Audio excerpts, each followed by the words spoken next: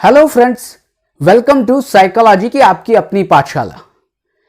पिछले कुछ वीडियो में हमने learning, conditioning, classical conditioning, instrumental conditioning, इन सब के बारे में बात की थी।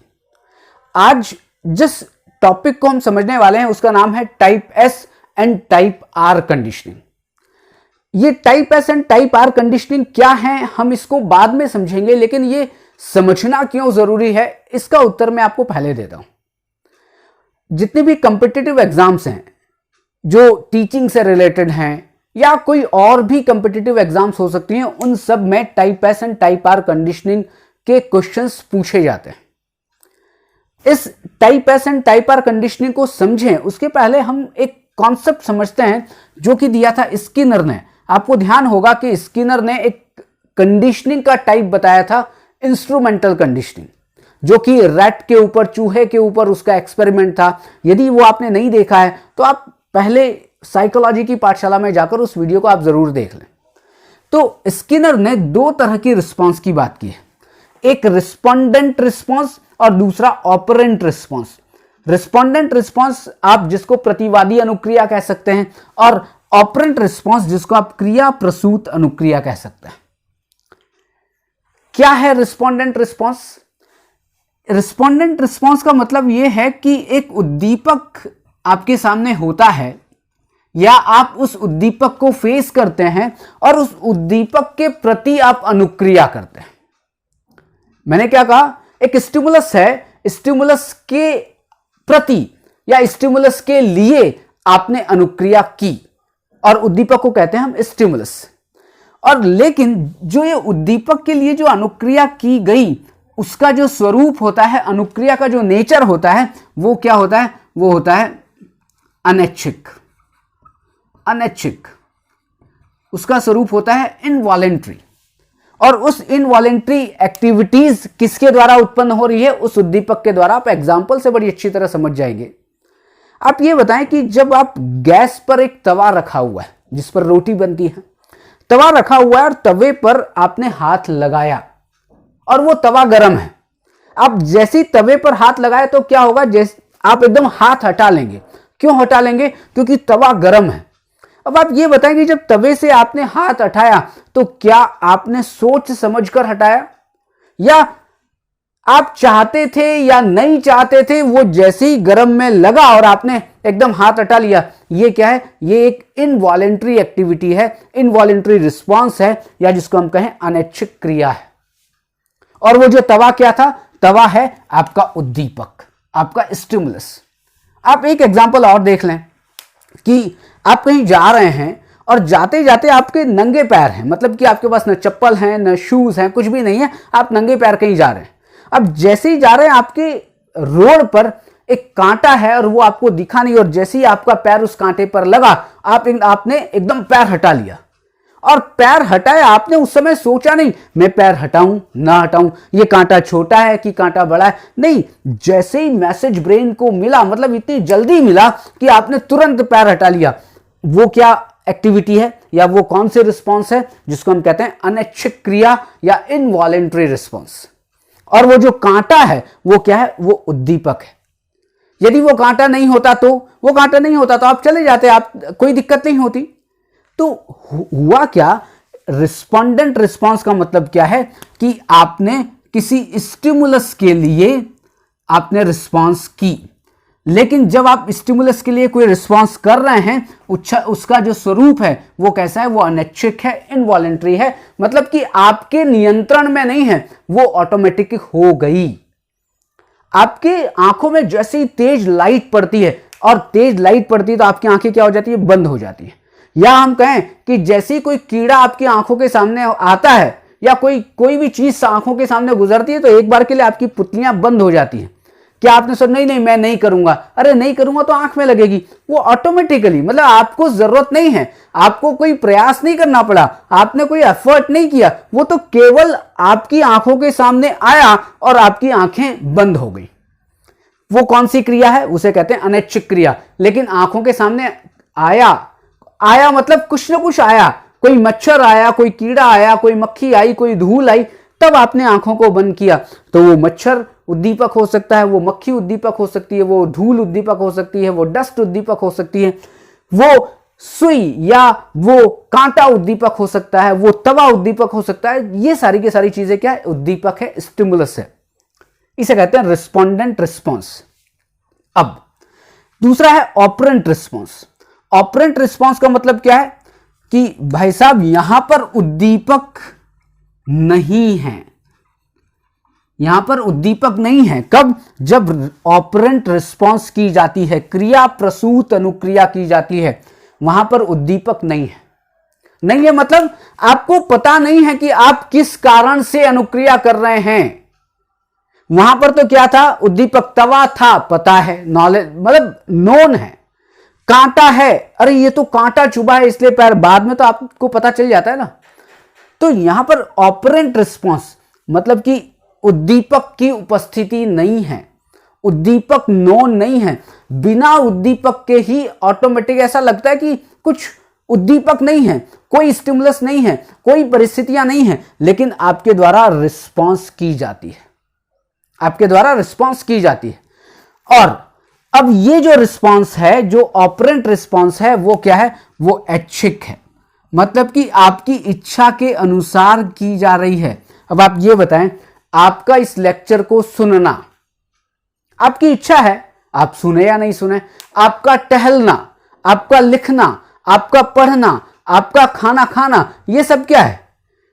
इन इच्छाओं पर आपका नियंत्रण है कि भाई साहब मैं लिखूं ना लिखूं मेरी मर्जी, मैं खाऊं ना खाऊं मेरी मर्जी, मैं इस बोर्ड को देखूं कि ना देखूं मेरी मर्जी। मतलब कि जिन क्रियाओं पर आपका नियंत्रण है उसको कहते हैं ऐच्छिक क्रिया, वॉलेंट्री एक्टिविटी। यहां जो ऑपरेंट रिस्पॉन्स है वो क्या है? वो ऐच्छिक है, वॉलेंट्री है। लेकिन अंतर देखिए, यहां पर अंतर क्या है? अभी आप मुझे देख रहे हैं, सुने या ना सुने, लेकिन इस मोबाइल को तो देख रहे हैं, अपने मोबाइल को देख रहे हैं, अपने कुछ लैपटॉप को देख रहे हैं। वहां पर जब ऑपरेंट रिस्पॉन्स होती तो वो वॉलेंट्री है, मतलब आपकी इच्छा के अनुसार हो रही है, लेकिन उद्दीपक का पता नहीं है भाई साहब क्यों हो रही है। अब आपको अगर ध्यान हो कि स्किनर का जो प्रयोग था, जिसमें उसने एक स्किनर बॉक्स बनाया और उस स्किनर बॉक्स में चूहे को छोड़ दिया। जो वो चूहा था वो कभी उछलता था, कभी कूदता था, कभी वो इधर उधर घूमता था, कभी वो भागता था, कभी वो लोट पलट करता था। किस लिए उछलता था, कहा किस लिए चलता था, या किस लिए वो उलट पुलट कर रहा था? भाई साहब वहां कोई स्टिमुलस उसको समझ नहीं आ रहा था कि वो किसके लिए कर रहा है। मतलब कि बिना स्टिमुलस के वो रिस्पॉन्स कर रहा था, लेकिन उसका जो वो लोटना, वो जो चलना, वो जो भागना, वो जो उछलना चूहे का, वो क्या है? ऐच्छिक है। चूहा कहे नहीं साहब मैं तो एक जगह खड़ा रहूंगा, मैं नहीं भागूंगा, क्या वो भाग सकता है? फिर नहीं, क्योंकि वो ऐच्छिक क्रिया कर रहा है। मैं नहीं गोल मोल नहीं घूमूंगा, मेरी इच्छा के ऊपर। इसे कहते हैं ऑपरेंट रिस्पॉन्स। और ऑपरेंट रिस्पॉन्स ऐच्छिक होती है, मैंने कहा वॉलेंट्री का नेचर होता है इसका। अब जो रिस्पोंडेंट रिस्पॉन्स है, वहां पर क्या हुआ था? वहां पर स्टिमुलस मतलब एस, स्टिमुलस का आप एस निकाल लें कि स्टिमुलस के लिए आप रिस्पॉन्स कर रहे थे या स्टिमुलस के प्रति आप रिस्पॉन्स कर रहे थे, उसको क्या कहते हैं? Type S conditioning. एस का मतलब क्या है? एस का मतलब है स्टिमुलस, कि स्टिमुलस के लिए आप रिस्पॉन्स कर रहे हैं। तो आपको सीधा सीधा मतलब आ गया, रेस्पोंडेंट रिस्पॉन्स का संबंध किससे है? टाइप एस कंडीशनिंग से। अब कहते हैं जब आप ऑपरेंट रिस्पॉन्स की बात करते हैं तो शुरुआत कहां से होती है? रिस्पॉन्स से होती है। तो रिस्पॉन्स किससे शुरू होता है? आर से। अब यहां पर क्या हो गया? Type R conditioning. क्यों? क्योंकि ये कंडीशनिंग आर मतलब कि रिस्पॉन्स पर डिपेंड कर रही है। अगर चूहा ना कुछ करे तो वो कोई भी चीज सीख नहीं सकता। अब डेली रूटीन में अगर बात करें तो ये जो ऑपरेंट रिस्पॉन्स है या टाइप आर कंडीशनिंग से हम बहुत सारी चीजें सीखते हैं। अब इसमें एक अंतर और भी है। देखिए टाइप एस, ये तो आपको समझ में आ गया कि respondent response type S conditioning है। ऑपरेंट रिस्पॉन्स जिसको आप क्रिया प्रसूत अनुक्रिया कहते हैं वो टाइप आर कंडीशनिंग है, क्योंकि वो रिस्पॉन्स पर डिपेंड कर रही है। इन दोनों में एक अंतर और है। एक अंतर और क्या है कि ये रिस्पोंडेंट रिस्पॉन्स निर्भर करता है उस उद्दीपक के पहले, उस उद्दीपक के लिए जो उसको क्रिया करने के पहले दिया गया। कांटा लगा तब पैर हटाया, तो जो कांटा लगा, अब वो कांटा बड़ा था, कांटा छोटा था, कांटा किसी चीज का था, कांटा क्या था। अब ये मतलब आपको चोट लगती है, अब चोट लगती है तो कोई ना कोई स्टिमुलस से लगेगा ना, कोई पत्थर से लगेगी, कोई तख्त से लगेगी, कोई लकड़ी से लगेगी, आप ठोकर किसी भी तरीके से लगेगी। वो रिस्पॉन्स जो हो रही है, मुझे चोट लग गई, अब जो आप कर रहे हो वो उस स्टिमुलस की इंटेंसिटी पर डिपेंड करेगा कि वो स्टिमुलस छोटा सा कंकर था, इतना बड़ा पत्थर था, नहीं वो लोहा था। तो यहां पर क्या है, टाइप एस मतलब स्टिमुलस कंडीशनिंग है, ये रिस्पोंडेंट रिस्पॉन्स है। अब मैंने अभी क्या कहा, रिस्पोंडेंट रिस्पॉन्स किस पर डिपेंड करती है, इसके पहले जो स्टिमुलस आया है कि उसी के आधार पर वो रिस्पॉन्स करेगा, जो मैंने अभी पत्थर का एग्जांपल दिया। ऑपरेंट रिस्पॉन्स, ये ऑपरेंट रिस्पॉन्स किस पर निर्भर करेगी, वो करेगी कि उसने वो कुछ वॉलेंट्री एक्टिविटी कर रहा था, उसके बाद जो परिणाम मिला तब टाइप आर कंडीशनिंग बनेगी। आपको फिर याद दिला दूं स्किनर वाला एग्जांपल, कि स्किनर में क्या था कि चूहा लीवर दबा रहा था तो उसको खाना मिल रहा था, चूहा लीवर प्रेस कर रहा था तो उसको खाना मिल रहा था। अब चूहे का लीवर प्रेस करना सीखना किसके ऊपर निर्भर कर रहा है, उस लीवर के बाद जो खाना मिल रहा है उसको वो लीवर दबाता रहे और खाना ना मिले, क्या वो लीवर दबाना सीखेगा, बाद में उस लीवर को दबाएगा, नहीं दबाएगा। आपको अगर अच्छा काम करें और आपको रिवॉर्ड ना मिले तो आप अच्छा काम करेंगे क्या? आप किस चीज के लिए करते हैं, आप उस परिणाम के लिए करते हैं कि मुझे क्या परिणाम मिलने वाला है। बहुत सिंपल सा, कि मुझसे कोई क्वेश्चन पूछे, विवेक आप ये YouTube के वीडियोस क्यों बनाते हैं? देखिए ये मेरी वॉलेंट्री एक्टिविटी है, मैं वीडियो बना रहा हूं, मेरी इच्छा के ऊपर निर्भर कर रहा है, देखना आपकी इच्छा के ऊपर निर्भर कर रहा है, लेकिन मैं वीडियो क्यों बना रहा हूं, क्योंकि मुझे इसका परिणाम दिख रहा है, आज दिखे या ना दिखे, लेकिन आने वाले समय में मैं एक बहुत अच्छा यूट्यूबर बन सकता हूं, और बन नहीं सकता, बनूंगा, क्योंकि बिल्कुल ईमानदारी से मैं उस चैनल को, उस अपनी साइकोलॉजी की पाठशाला को मैं आगे बढ़ा रहा हूं। तो यह है टाइप आर कंडीशनिंग। अब 3 कंडीशनिंग के नाम लिखे हुए हैं मैंने, रेस्कॉर्ला वैगनर कंडीशनिंग, पेवलोवियन कंडीशनिंग और इंस्ट्रूमेंटल या ऑपरेंट कंडीशनिंग। ये नाम आपको ध्यान रखना है कि रेस्कॉर्ला वैगनर कंडीशनिंग और पेवलोवियन कंडीशनिंग कौन सी है, टाइप एस कंडीशनिंग है, क्योंकि ये दोनों ही स्टिमुलस पर आधारित हैं। और इंस्ट्रूमेंटल कंडीशनिंग या operant conditioning type R conditioning है। आपको फिर रिपीट कर दें, रेस्कॉर्ला वैगनर कंडीशनिंग, आपसे पूछा जाए कौन सी कंडीशनिंग है, type S conditioning. Pavlovian conditioning कौन सी कंडीशनिंग है, टाइप एस कंडीशनिंग।